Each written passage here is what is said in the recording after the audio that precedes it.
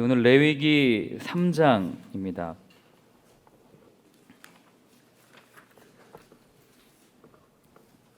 레위기 3장 1절부터 17절까지 한 목소리로 함께 읽겠습니다. 사람이 만일 화목제의 제물을 예물로 드리되 소를 드리려면 수컷이나 암컷이나 흠없는 것으로 여호와 앞에 드릴지니 그 예물의 머리에 안수하고 회막문에서 잡을 것이요 아론의 자손 제사장들은 그 피를 제단 사방에 뿌릴 것이며 그는 또 화목제의 제물 중에서 여호와께 화제를 드릴지니 곧 내장에 덮인 기름과 내장에 붙은 모든 기름과 두 콩팥과 그 위의 기름 곧 허리 쪽에 있는 것과 간에 덮인 꺼풀을 콩팥과 함께 떼어낼 것이요 아론의 자손은 그것을 제단 위에 불 위에 있는 나무 위에 번제물 위에서 살을 치니 이는 화제라 여호와께 향기로운 냄새니라.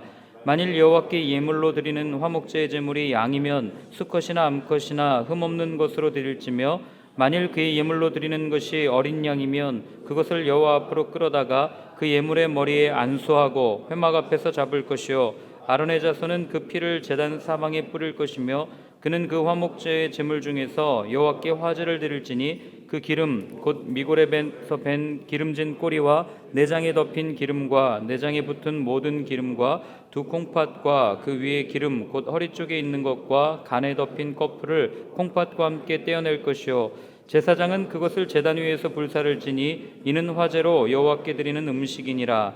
만일 그의 예물이 염소면 그것을 여호와 앞으로 끌어다가 그것의 머리에 안수하고 회막 앞에서 잡을 것이요 아론의 자손은 그 피를 제단 사방에 뿌릴 것이며 그는 그 중에서 예물을 가져다가 여호와께 화제를 드릴지니 곧 내장에 덮인 기름과 내장에 붙은 모든 기름과 두 콩팥과 그 위의 기름 곧 허리 쪽에 있는 것과 간에 덮인 꺼풀을 콩팥과 함께 떼어낼 것이요 제사장은 그것을 제단 위에서 불사를 지니 이는 화제로 드리는 음식이요 향기로운 냄새라. 모든 기름은 여호와의 것이니라. 너희는 기름과 피를 먹지 말라. 이는 너희의 모든 처소에서 너희 대대로 지킬 영원한 규례니라. 아멘. 레위기는 읽을 때 참 쉽지 않은 책입니다. 그렇죠? 오늘도 보면 어제까지만 해도 그래도 좀 가루로 드리는 냄비에 끓이는 수제비 같은 탕도 있었고 또 하나님께 드리는 부침개도 있었고 또 이런 여러 가지 그 화덕 피자 같이 화덕에 구운 이런 소재를 가지고 하나님 앞에 드렸는데 오늘 읽다 보면 드디어 좀 마음이 어려운 내장에 붙은 기름, 콩팥에 붙은 기름 이런 여러 가지 어려운 단어들이 나와서 레위기를 읽다가 이게 뭔가 하고 참 이렇게 시험될 때가 있습니다. 그러나 여러분 기억하십시오. 레위기는 하나님께서 우리에게 너 나랑 좀 살자라고 초청하는 초청장이라는 것을 잊으시면 안 됩니다. 왜냐하면 그 레위기 안에 숨겨져 있는 이제 앞으로 쭉 읽어가시겠지만 그 안에 숨겨져 있는 예수 그리스도에 대한 여러 가지 것들이 그림자처럼 이렇게 표현되어져 있거든요. 즉 하나님께서 아브라함에게 맺었던 그 약속을 어떻게 유지하고 발전시키고 그리고 그 약속을 지킬 수 없는 인간을 어떻게 그 관계를 회복시켜 가는지에 대해서 정확하게 이야기하고 있는 책이 레위기라고 하는 책입니다. 구약 성경을 읽다 보면 오늘 우리가 읽은 이 3장이 레위기에 나오는 5대 제사 중에 세 번째 제사인 화목제를 설명하고 있는데 구약 성경을 읽다 보면 이 화목제를 자주 언급합니다. 우리는 그걸 눈치를 못 챕니다. 화목제라는 표현이 없기 때문에. 화목제라는 말 대신에 감사제, 서원제, 낙헌제 이런 말들은 우리가 들어봤지만 화목제라는 말은 사실 구약 성경에 딱 이렇게 드러내놓고 이야기하는 적이 거의 없습니다.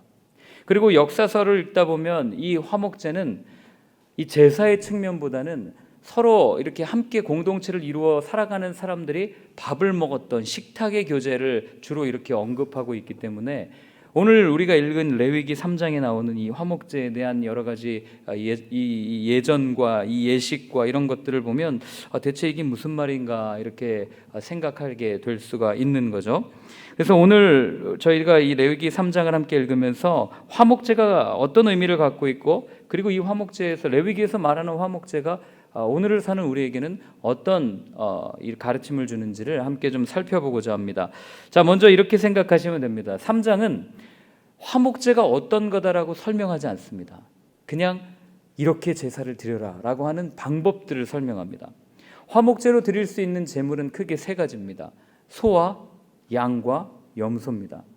화목제는 여러분들도 아시다시피 다 같이 예배를 드리고 나서 그 제물을 함께 나누어 먹었던, 일부는 제사장이 취하고 일부는 함께 나누어 먹었던 제사인데, 여러분 한번 생각해 보십시오. 새를 잡았다.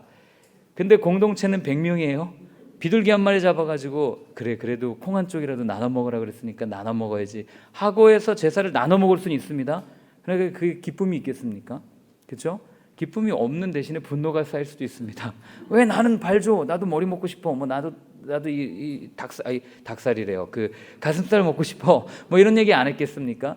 하나님께서는 화목제를 드릴 때는 그냥 아예 덩치가 큰 소나 양이나 염소를 가지고 함께 예배를 드리고 그것을 가지고 함께 나누어 먹을 수 있도록 해주셨던 제사가 화목제라는 겁니다. 자, 먼저 1절부터 5절까지 다시 한번 읽어보겠습니다. 사람이 만일 화목제의 제물을 예물로 드리되 소로 드리면 수컷이나 암컷이나 흠없는 것으로 여호와 앞에 드릴지니 그 예물의 머리에 안수하고 회막문에서 잡을 것이요 아론의 자손 제사장들은 그 피를 제단 사방에 뿌릴 것이며 그는 또 그 화목제의 제물 중에서 여호와께 화제를 드릴지니 곧 내장에 덮인 기름과 내장에 붙은 모든 기름과 두 콩팥과 그 위에 기름 곧 허리 쪽에 있는 것과 간에 덮인 꺼풀을 콩팥과 함께 떼어낼 것이요 아론의 자손은 그것을 제단 위에 불 위에 있는 나무 위에 번제물 위에서 살을 찌니 이는 화제라 여호와께 향기로운 냄새니라. 아멘. 자, 1절부터 5절까지는 소를 예물로 드릴 때 어떻게 해라라는 것을 우리한테 얘기해 줍니다. 자, 먼저 어떻게 합니까? 소를 드릴 때는 수컷이나 암컷이나 흠 없는 것으로 하나님 앞에 드리고, 그리고 그 예물에 이 예물을 드리는 헌물자가 안수합니다. 안수하고 그것을 회막문에서 잡고 아론의 제사장들은 그 피를 그 번제단이죠, 제단에 있는 사방에 뿌리고 나서 그리고 어떻게 합니까? 하나님 앞에 제물로 화제로 드리는 거예요. 특별히 번제를 드렸던 그 번제물 위에 이 화목제를 얹어서 드렸던 제사가 이 화목제입니다. 그래서 화목제의 어원이 무엇인가? 이따 말씀드리겠지만 우리는 샬롬에서 그 어원을 찾기도 하지만 어떤 사람은 슬름이라는 단어, 즉 이 쌍으로 드렸던 이 쌍둥이 이 두 한 짝을 얘기하는 슬름이라는 단어를 또 언어로 보기로 합니다. 그래서 번제와 함께 드렸던 제사가 화목제다라고 보기도 하는데, 그렇게 번제물 위에 드렸던 화제가 이 화목제입니다. 그리고 그 다음에 했던 게 뭐냐면 내장에 덮인 기름과 내장에 붙은 모든 기름, 두 콩팥과 콩팥에 붙어 있는 기름, 허리 쪽에 있는 그 기름들을 다 떼고 콩팥을 떼고 그걸 가지고 기름과 콩팥을 하나님 앞에 불살랐다는 거예요. 그리고 나서 6절부터 11절까지는 똑같습니다. 방법은 똑같아요. 근데 제물이 달라요. 양입니다. 그리고 12절부터 16절까지도 방법은 똑같습니다. 제물만 다릅니다. 염소입니다. 그리고 나서 마지막 17절에 뭐라고 그러냐면 함께 읽어볼까요? 너희는 기름과 피를 먹지 말라. 이는 너희의 모든 처소에서 너희 대대로 지킬 영원한 규례니라. 하나님께서 그렇게 제사를 드리게 하고 기름과 피를 먹지 말라고 그랬습니다. 그리고 그걸 누구한테 드립니까? 사람이 먹지 못하니까 하나님께 드렸던 거예요. 우리는 고기를 태워드린 거라고 생각하지만 그렇지 않습니다. 오늘 보면 기름을 하나님 앞에 내어드리고 콩팥을 하나님 앞에 내어드리고 이렇게 했던 걸로 우리는 생각을 합니다. 피를 먹지 말라는 건 우리는 익히 들어왔어요. 레위기 17장에 보면 피는 곧 생명이다라고 하나님 분명하게 이야기해 주셨습니다. 그래서 피는 먹지 않습니다. 그런데 왜 하나님은 기름까지도 먹지 말라고 그러셨을까요? 콜레스테롤을 생각해서 우리의 이 고지혈증을 걸리지 않게 하기 위해서 하나님 기름을 먹지 말라고 그랬을까요? 이것에 대해서는 여러 가지 학설이 있습니다. 오늘 그 9절에 보면 화목제의 제물 중에서 양을 드릴 때 그 기름, 곧 미골에서 밴 기름진 꼬리라는 표현을 볼 때 이 기름을 이 뭐라 그럴까요? 그 가장 맛있는 부위, 이 구웠을 때 콩팥이나 이 내장탕 이런 거 있지 않습니까? 그런 걸 구웠을 때 가장 맛있는 부위이기 때문에 하나님께 드린 것이 아닌가라는 학설이 있습니다. 좀 그렇죠. 기름이 과연 물론 지방이 맛있긴 하지만 그래도 좀 그렇습니다. 하나님 미식가인가 이런 생각도 들 때도 있고, 또 정반대되는 학설은 뭐냐면 이 기름을 광야에서 먹으면 이 굉장히 이 뭐라 그러죠? 건강에 해롭기 때문에 비위생적이기 때문에 피와 기름은 하나님께 내어드리고 나머지 고기를 사람이 먹게 하셨다라는 학설도 있습니다. 그런데 이것도 가만히 생각해 보면 그럼 하나님은 사람들이 먹지 않는 이 안 좋은 것만 취하시는 분인가? 이런 질문을 또 받게 돼서 그것도 좀 그렇습니다. 뭔가 석연치 않아요. 그럼 왜 하나님께서는 기름과 콩팥이나 이런 것들을 드리게 했는가? 먼저 기름이라는 단어가 가지고 있는 의미를 우리가 한번 생각해 봐야 되는데, 여러분들 시편을 읽다 보면 기름진 어떤 것으로 하나님께 내어드린다, 이런 표현들을 우리 한번 읽어보지 않았습니까? 그래서 성경에서 기름은 기름진이라는 단어와 거의 비슷한 단어로 쓰입니다. 즉 기름이라는 단어는 좋은 것이라는 의미를 가지고 있는 거예요. 그래서 결국 오늘 여기에서 그 기름을 드려라라는 얘기는 그 제물들 중에서 가장 좋은 것, 하나님께서 보시기에 그 제물 중에서 가장 먼저 하나님께 드릴 것, 그거를 하나님께 내어드리십시오 라고, 그래서 기름을 드리라 라고 하나님께서 말씀하셨다라고 생각하는 것이 좋습니다. 그리고 콩팥과 내장은 그럼 또 무엇입니까? 기름까지는 이해하는데 콩팥과 내장은 또 왜 드리라고 했는가? 이것은요, 그 당시 그 문화에서 콩팥과 내장은 사람의 감정의 중심, 사람의 감정의 마음, 그 자리, 그런 상징적인 의미를 가지고 있습니다. 그러니까 오늘 하나님께서는 오늘 콩팥과 내장에 붙어있는 기름이라는 얘기는 뭐냐면, 예배자가 하나님 앞에 나와서 예배를 드릴 때 자신이 가지고 있는 가장 좋은 것, 그리고 자신의 감정, 깊은 감정 안에 있는 좋은 것들을 하나님한테 바쳐라 라는 것을 상징한다는 거예요. 왜냐하면 화목제는요, 사실 우리의 감정이 고조되었을 때 드렸던 제사이기 때문에 그렇습니다. 하나님께 찬양을 한다든지 하나님께 감사한다든지, 아니면 내가 하나님을 위해서 무언가 열심히 하겠다라고 나의 감정이 어느 정도 고조되었을 때 드렸던 예배이기 때문에 그 가운데 있는 가장 좋은 것을 하나님께 내어드리십시오 라고 했던 제사가 화목제라고 하는 겁니다. 그렇기 때문에 우리가 알 수 있는 것은 화목제라는 그 제사는 예배를 드리는 사람이 하나님 앞에 나아갈 때 자신이 가지고 있는 가장 귀한 것, 내가 가지고 있는 소유 중에서 가장 귀한 것뿐만 아니라 나의 감정, 나의 마음, 나의 생각, 그리고 외적, 내적으로 가장 내가 가지고 있는 모든 것들 중에서 가장 좋은 것을 하나님 앞에 드렸던 제사가 화목제라고 하는 것입니다. 내가 가지고 있는 가장 좋은 것을 드려서 그 다음에 뭐 합니까? 그 나머지를 가지고 사람들과 함께 나누어 먹었던 제사가 화목제예요. 제가 이걸 말씀드리는 이유는, 여러분, 우리가 드리는 예배, 우리가 드리는 하나님께서 기뻐하시는 예배는 바로 이런 거라는 거예요. 내가 가지고 있는 가장 좋은 것을 하나님께만 드리고 그것을 하나님을 일을 위해서만 쓰는, 거기서 끝나는 것이 아니라 그것을 드리고 나서 그것으로 하여금 어떻게 합니까? 우리 공동체가 함께 누릴 수 있도록 나눌 수 있는 예배. 이게 하나님께서 진짜로 우리에게 원하는 예배의 모습이라는 거죠. 그런데 우리는 하나님께 드리는 것은 익숙합니다.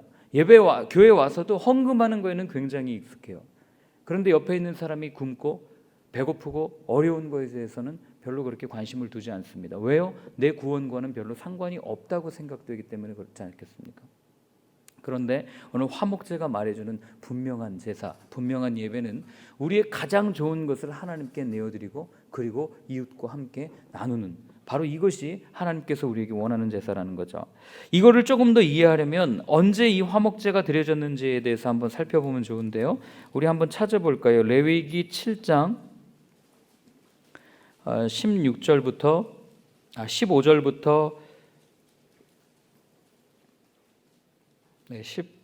18절까지 한번 읽어보겠습니다. 15절부터요. 함께 읽습니다.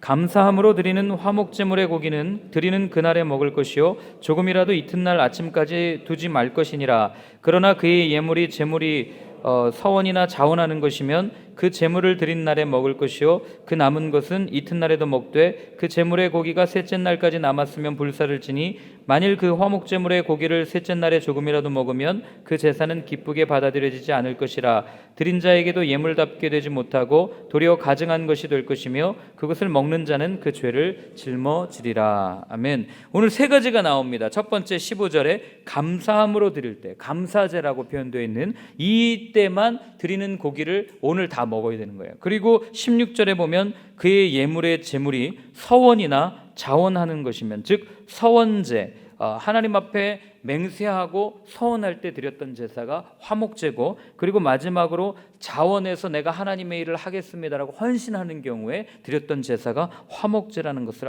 알게 됩니다. 그런데 이 화목제는 여기 있는 것처럼 드린 제물의 양이 굉장히 큽니다. 소 한 마리 잡아서 여러분 혼자 다 드실 수 물론 드시는 분들도 있겠지만 요즘 먹방이 유행이어서 그러나 그거 혼자 다 못 먹지 않습니까? 그런데 오늘 다 먹어야 되는 거예요. 그러니까 어떻게 합니까? 다 나눠 먹는 겁니다. 그런데 여러분 우리가 여기서 한번 생각해 볼게. 그러면 내가 하나님 앞에 감사하고 하나님 앞에 약속을 하고 그리고 하나님의 일을 하겠다고 헌신하는 그것과 이웃과 나눠 먹는 것이 과연 무슨 의미가 있는, 어떤 관계가 있냐는 거예요. 이걸 생각해 보려면 우리가 이 화목제가 어떤 제사인지 한 번 더 깊이 들여다볼 필요가 있는데, 사실 화목제는 율법을 가장 잘 설명해 주는 제사 중에 하나입니다. 마태복음 22장 35절부터 40절에 보면 한 율법사가 와서 예수님께 물어요. 어떻게 해야 영생을 얻을 수 있겠습니까? 라고 묻습니다. 그때 예수님께서는 아주 분명하게 율법을 정의해 주십니다. 먼저는 하나님을 사랑해라. 내 목숨과 마음과 뜻을 다해서 하나님을 사랑해라. 그리고 둘째도 그와 같으니. 그죠? 첫째, 둘째 서열을 따지는 게 아니라 하나님 사랑하는 것과 동등하게 내 이웃을 내 몸과 같이, 내 자신과 같이 사랑해라. 이것이 온 율법과 선지자의 강령이다라고 분명하게 율법에 대해서 정의를 내려주십니다. 그렇기 때문에 율법은 우리가 누군가를 사랑하기 위해서, 그리고 그 사랑을 확인하기 위해서 우리에게 주어진 것이 바로 율법이라는 거죠. 그리고 오늘 화목제라는 말은 아까도 말씀드렸지만 쉘라빔이라는 단어인데, 이 단어는 샬롬에서 유래가 됐어요. 샬롬은 여러분들이 아는 거예요. 머릿속으로 한번 떠올려 보시겠습니까? 아무도 없는 산속에 고요한 호수입니다. 잔잔한 호수에 안개가 저렇게 펴 있고 정말 그 아주 고요할 정도 물결 하나 없는 잔잔한 호수, 고요한 호수, 이 상태가 샬롬입니다. 그런데 이 샬롬을 누구와 함께 누리냐면 하나님과의 샬롬, 사람과의 샬롬을 누리는 상태를 하나님께서 원하시는 샬롬이라고 성경은 이야기를 합니다. 갈등이 없고 대립이 없고 다툼이 없는 상태. 그런데 우리는 사실 이 샬롬, 이 화목을 누릴 수가 없어요. 왜요? 우리의 죄된 본성 때문에. 아무리 내가 오늘 아침에 열심히 기도하고 직장에 나가서 오늘 저 사람을 품어야지라고 기도하고 가도 그 사람이 하는 작은 행동 하나 보면 그때부터 수틀려가지고 마음의 물결이 막 요동칠 때가 있지 않습니까? 그냥 그 사람이 숨 쉬는 것 자체가 싫을 때가 있잖아요. 존재 자체가 싫을 때가 있지 않습니까? 그런 상태를 가지고 있는 게 우리인데, 이런 우리의 마음, 이런 우리의 모습을 이 샬롬, 이 고요한 상태로 돌리는 방법이 무엇이냐면 바로 화해라는 거죠. 그러니까 율법의 전부인 하나님 사랑, 이웃 사랑은 어쩌면 이렇게 바꿔 말할 수 있습니다. 하나님과 화해하는 것, 사람과 화해하는 것. 그래서 바울은 고린도후서 5장에 하나님이 우리에게 아주 큰 직분을 맡겨주셨는데 그 직분이 무엇이라고 얘기합니까? 화해의 직분이라고 얘기해요. 그리스도께서 하나님과 사람 사이를 화해한 것처럼 너희는 가서 사람과 사람 사이를 화해하는 직분을 가지고 살아가십시오. 이 화해의 직분을 가지고 살아가는 사람의 모습이 바로 화목제를 드리는 사람의 삶의 모습이랑 같다고 하는 겁니다. 즉 이 말은 형제 자매에 대한 화해 없이는 하나님의 은혜를 모르는 사람이고, 왜요? 하나님의 은혜를 아는 감사제를 드리는 게 화목제이기 때문에. 화해 없이는 하나님께 약속할, 서운할 태도를 가지고 있지 않은 삶을 산 그것을 말하는 것이고, 화해 없이는 하나님의 일을 자원하거나 헌신할 준비가 되어 있지 않다는 것을 화목제사가 우리한테 이야기해 준다는 겁니다. 그렇기 때문에 우리는 착각해서는 안 됩니다. 내가 누군가와 갈등을 일으키고 대립을 일으키고 나는 하나님께 나와서 예배하고 하나님으로부터 치유받고 회복돼야지, 말도 안 되는 어불성설이에요. 먼저 가서 그와 화해하고 와서 하나님 앞에 예배드리는 게 맞습니다. 예수님도 분명히 그러셨어요. 제단에 예물을 드리려거든 근데 제물을 드리려고 하는데 형제와 불화하거나 다툰 것이 생각나거든 가서 먼저 형제와 화해하고 와서 그 다음에 와서 제단에 예물을 드리라라고 얘기합니다. 근데 우리는 거꾸로 생각해요. 하나님께 예물을 드리고 내가 회복되면 가서 내가 용서를 구해야지. 아니요. 그렇게 하다가 교회가 이렇게 된 겁니다. 사회적으로 신뢰를 잃은 거예요. 우리가 먼저 해야 될 일은, 여러분 직장에서 누군가에게 상처를 줬습니까? 또는 누군가에게 불편하게 했습니까? 그럼 가서 먼저 용서를 구하십시오. 그리고 나서 그 형제와 완전히 회복된 그 기쁨을 가지고 나와서 하나님께 예배드려 보십시오. 그때 하나님께서 부어지는 주시는 그 기쁨으로 우리는 정말 말할 수 없는 그 기쁨과 감동을 누리게 될 것입니다. 우리는 레위기를 읽으면서요, 이제 내일부터 또 속건제도 읽고 속죄제도 읽고 쭉 읽어가겠지만, 이 제사에 대한 걸 읽으면서 사실 우리는 내 죄를 위해서 드려지는 제사에는 관심이 많아요. 어떻게 하면 내 죄를 속할 수 있을까? 어떻게 하면 내가 구원을 받을 수 있을까? 그러나 화목제는 그렇지 않을 때가 많습니다. 그러나 오늘 화목제는 우리에게 분명하게 말해줍니다. 예배도 중요하지만 하나님께 드리는 예배만큼 중요한 것은 형제간의 사랑이고 형제간의 화목입니다. 그래서 우리는 오늘날 알고 있어요. 예배에 대한 정의를 예전에는 하나님께 드리는 예배라고 생각했지만 이제는 바울이 말한 예배의 정의까지 나아가야 됩니다. 우리의 삶으로 드리는 예배, 우리의 삶으로, 여러분, 우리의 삶이 예배라면 누군가한테 쉽게 상처 줄 수 있겠습니까? 우리의 삶이 예배라면 어떻게 형제를 사랑하지 않고 배길 수 있겠어요? 하나님이 우리를 사랑하셨는데, 그리고 그 사랑을 가지고 우리가 살아가면서 하나님 예배합니다라고 얘기하는데 어떻게 저 사람에게 상처 주는 말들을 쉽게 할 수 있겠습니까?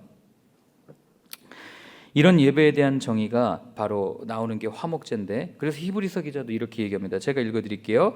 13장에 오직 선을 행함과 서로 나누어 주기를 잊지 말라. 하나님은 이 같은 제사를 기뻐하시느니라.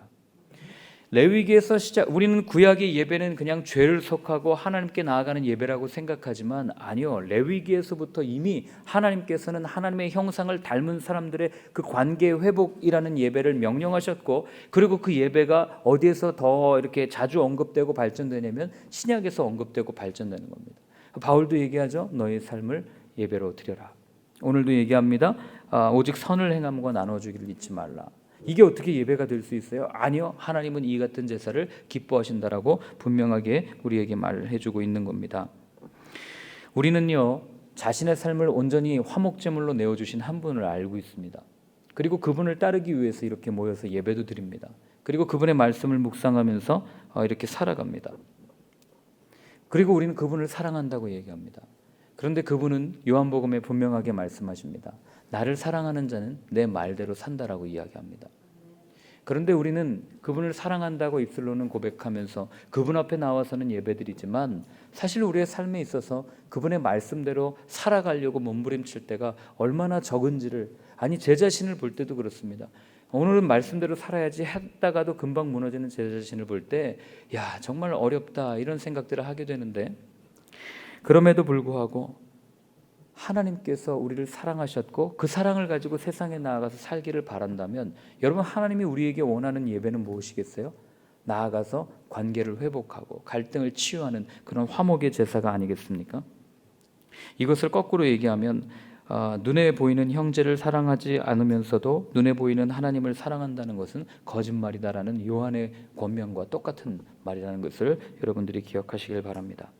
오늘 우리에게 하나님께서 화목제를 말씀하신 이유가 무엇입니까? 혹 우리의 삶에 도저히 풀릴 것 같지 않은 그런 관계의 실타래가 꼬여서 이거 어떻게 해야 되나 고민하는 분들이 혹시 이 자리에 계십니까? 가족 간에, 또 부모와 자녀 간에, 또는 직장 동료 간에 그런 문제가 있다면 오늘 아침에 함께 한번 기도했으면 좋겠습니다. 여러분 기억하십시오. 화목제는 내 힘으로 풀리지 않습니다. 그분 앞에 우리의 가장 좋은 것, 모든 것을 내어드릴 때 그분께서 관계를 풀어가시는 거지 내 힘으로 푸는 게 아니라는 것을 기억하시고, 오늘 혹 그런 문제 때문에 어려움을 갖고 계신 분들이 계시다면 오늘 한번 믿고 기도해 보십시오. 하나님, 이렇게 꼬여있는 문제를 풀어주십시오. 하나님, 내가 우리 가족이 진정한 하나님의 나라를 누릴 수 있기를 원합니다. 자녀와 얽혀있는 이 문제들, 직장 동료와 얽혀있는 이 문제들 하나님 앞에 내어놓습니다. 하나님 도와주십시오. 이렇게 기도할 수 있는 오늘 하루가 되었으면 좋겠습니다. 함께 기도하겠습니다. 하나님 아버지, 화목제에 대해서 함께 나누었습니다. 풀릴 것 같지 않던 하나님과 우리 사이를 풀어주셨던 그 예수님, 그리고 풀릴 것 같지 않던 사람과 사람 사이의 문제를 해결해 주신 그 예수님의 모습을 하나님 우리가 그림자처럼 훑어보았습니다. 하나님, 나는 하나님 앞에 예배하는 것은 열심입니다. 하나님을 찬양하는 것은 열심입니다. 하나님 앞에 아침마다 기도하고 하나님의 말씀 듣는 것은 열심이지만 하나님, 내가 내 옆에 있는 형제자매들을 돌아보는 것은 얼마나 열심인지를 다시 한번 생각하게 하여 주시니 감사합니다. 하나님, 오늘 아버지 하나님, 다시 한번 눈을 들어 하나님을 바라보고 또한 그와 동일한 마음으로 우리 옆에 있는 지체들을 바라보며 안타까워하고 함께 울고 함께 웃을 수 있는 하나님 우리의 삶이 되어지길 소원하오니 하나님, 나의 삶을 통하여 화목제가 온전히 드려질 수 있도록 도와주시고 우리 삶을 통하여 하나님께서 기뻐하시는 그런 아름다운 제사를 드릴 수 있는 저희의 삶이 되게 하나님 도와주시옵소서. 하나님 아버지, 하나님을 찬양하고 하나님을 예배하는 것에는 누구보다 열심이었지만 내 옆에서 아파하고 힘들어하며 눈물 흘리고 있는 그 작은 형제자매를 향한 그 마음은 부족했던 것이 사실입니다. 하나님, 그러나 오늘 말씀하여 주셨습니다. 하나님과 사람 사이에 도저히 하나 될 수 없었던 그 관계를 풀어주시고 사람과 사람 사이의 관계를 풀어주시고 우리에게 화해하는 직분을 허락하여 주신 주님, 우리가 그 직분을 가볍게 여기지 않고 오늘도 우리의 삶에 나아가 얽혀있는 실타래들을 풀고 그 관계를 회복시킬 수 있는 그런 화해의 직분자의 사명을 잘 감당하는 저희 삶이 되게 하여 주옵소서.